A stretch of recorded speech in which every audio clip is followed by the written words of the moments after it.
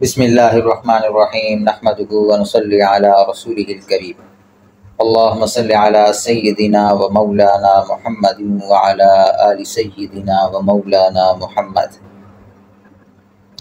آپ صلی اللہ علیہ وسلم ربیع الاول کے مہینے میں صبح صادق کے وقت مکہ مکرمہ میں ابو طالب کے مکان میں پیدا ہوئے۔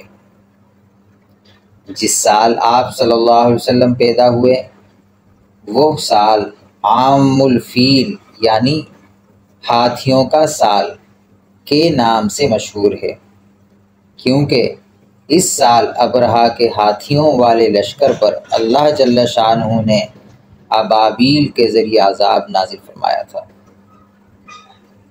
واقعہ فیل کے 50 دن بعد پیر کے دن 9 ربیع الاول کو آپ صلی اللہ علیہ وسلم کی ولادت باسعادت ہوئی۔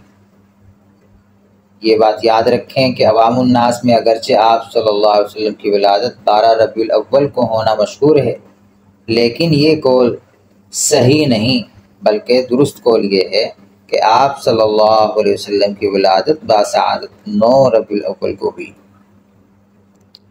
آپ صلی اللہ علیہ وسلم کی ولادت کے بعد 7ویں دن آپ صلی اللہ علیہ وسلم کے 2 نام رکھے گئے، ایک نام محمد اور دوسرا نام احمد۔